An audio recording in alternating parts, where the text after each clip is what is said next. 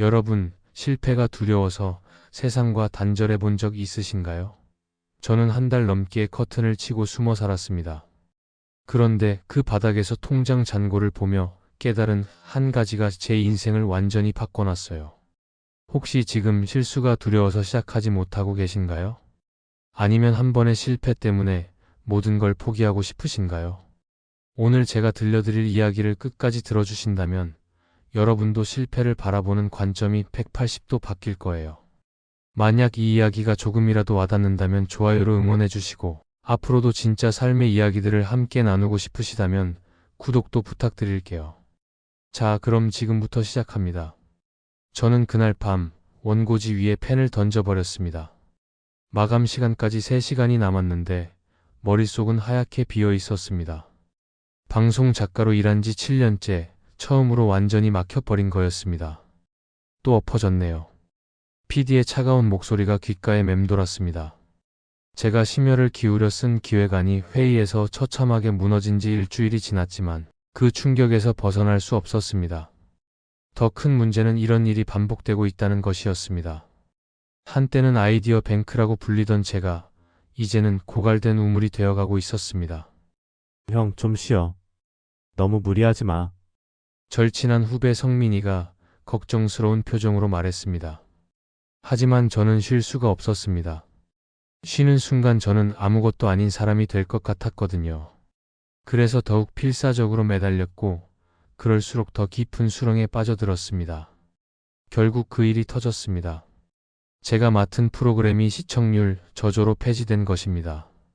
동시에 저에게도 권고사직이 내려졌습니다. 새로운 도전을 해보시는 게 어떨까요? 라는 부장의 말은 사실상 해고 통보였습니다.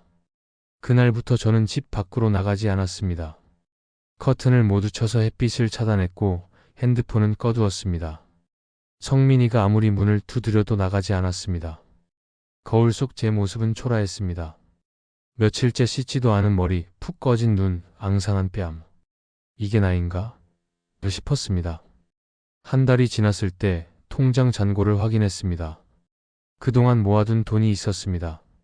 많지는 않았지만 당분간 버틸 수는 있는 액수였습니다. 그 순간 문득 깨달았습니다. 이 돈은 온전히 내 것이구나.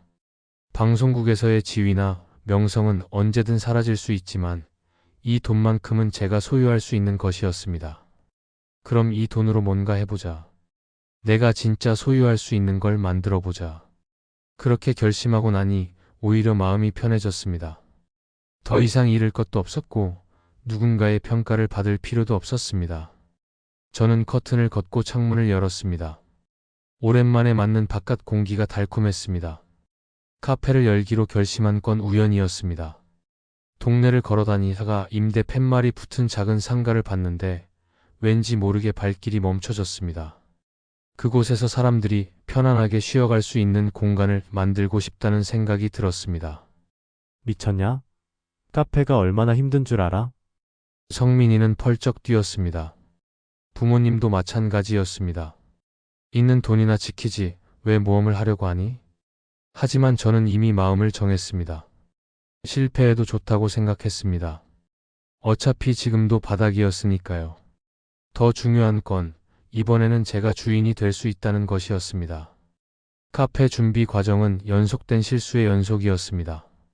인테리어 업체와 계약할 때 중요한 조항을 놓쳐서 추가 비용이 발생했고 커피 머신 사용법을 익히다가 화상을 입기도 했습니다. 원두 주문을 잘못해서 일주일치 재료를 버린 적도 있었습니다. 그런데 이상하게도 마음이 편했습니다. 예전 같으면 실수 하나에도 밤잠을 못 이뤘을 텐데 이제는 또 배웠네라고 생각하게 됐습니다.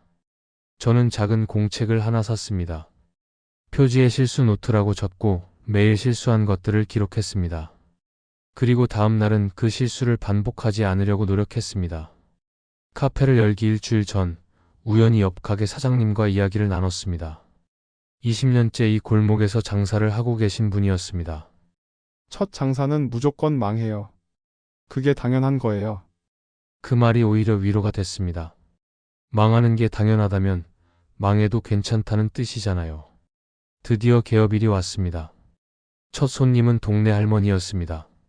떨리는 손으로 커피를 내렸는데 원두를 너무 곱게 갈아서 쓴맛이 강했습니다.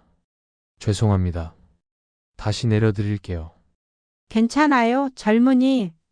첫날이니까 그럴 수 있지. 할머니의 따뜻한 미소에 저는 눈물이 날 뻔했습니다. 세상은 제가 생각했던 것만큼 냉정하지 않았습니다. 그 후 몇 달간은 정말 힘들었습니다. 손님이 하루 종일 한 명도 오지 않는 날도 있었고, 커피 머신이 고장나서 하루 매출이 날아간 적도 있었습니다. 성민이는 종종 와서 도와줬지만 걱정스러운 표정을 감추지 못했습니다. 형, 정말 괜찮아? 이러다가 돈 다 날리는 거 아니야? 저는 성민이에게 말했습니다. 괜찮아. 나는 지금 가장 소중한 걸 배우고 있어. 실패하는 법을 말이야. 성민이는 이해할 수 없다는 표정이었지만 저는 정말 그렇게 생각했습니다. 매일 실수하고 매일 배우고 매일 조금씩 나아지는 이 과정 자체가 제게는 성공이었습니다. 전환점은 6개월 후에 왔습니다. 단골 손님들이 하나둘 생기기 시작했고 입소문을 타면서 젊은 손님들도 찾아오기 시작했습니다. 무엇보다 저 자신이 달라졌습니다. 예전에는 남의 시선을 의식해서 움츠러들었다면 이제는 당당하게 제 이야기를 할 수 있게 됐습니다. 어느 날 한 젊은 손님이 말했습니다. 사장님, 여기 커피 정말 맛있어요. 그런데 더 좋은 건 사장님이 정말 행복해 보인다는 거예요. 그 말을 듣는 순간 저는 깨달았습니다. 제가 찾던 건 성공이 아니라 행복이었다는 것을. 그리고 그 행복은 실패를 두려워하지 않을 때 비로소 찾을 수 있다는 것을. 1년이 지난 지금 카페는 제법 안정적으로 운영되고 있습니다. 성민이도 이제는 형이 진짜 달라졌다며 감탄합니다. 옆 가게 사장님은 이제 진짜 장사꾼이 됐네라고 웃으며 말씀하십니다. 오늘도 저는 실수 노트를 펼칩니다. 여전히 매일 크고 작은 실수를 하지만 이제는 그 실수들이 저를 더 단단하게 만들어준다는 걸 압니다. 저는 두 개의 마음을 가지고 살아갑니다. 하나는 성공하고 싶어하는 첫 번째 마음, 또 하나는 실패해도 다시 일어날 수 있다는 두 번째 마음입니다. 진짜 중요한 건 두 번째 마음이었습니다. 의지는 절박함에서 나온다는 말이 맞습니다. 저는 바닥까지 떨어져 봤기 때문에 진짜 의지를 얻을 수 있었습니다. 그리고 깨달았습니다.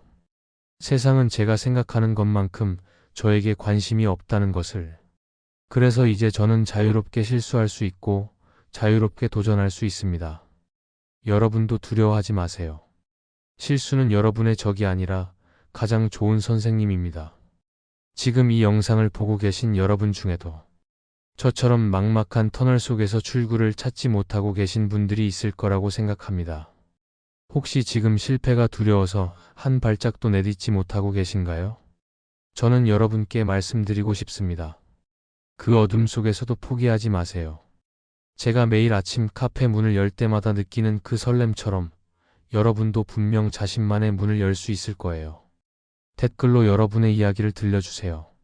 최근에 하신 실수 한 가지와 그 실수에서 무엇을 배우셨는지, 아니면 지금 망설이고 있는 첫 시도가 무엇인지 말이에요. 여러분의 솔직한 이야기가 또 다른 누군가에게는 용기가 될 수 있습니다.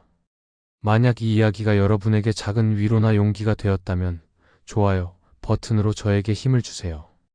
여러분의 좋아요 하나하나가 저에게는 내일도 겁내지 않고 도전하는 큰 응원이 됩니다. 구독 버튼도 꾹 눌러주시면 감사하겠습니다. 앞으로도 카페에서 겪는 살아있는 실패담과 그 속에서 배운 소중한 깨달음들을 계속 나누고 싶거든요. 여러분과 함께 성장해 나가는 채널이 되고 싶습니다. 저는 내일도 실수 노트와 함께 여러분을 기다리고 있겠습니다. 여러분도 자신만의 실수 노트를 만들어 보시는 건 어떨까요? 끝까지 들어주셔서 정말 고맙습니다. 다음 영상에서 또 만나요.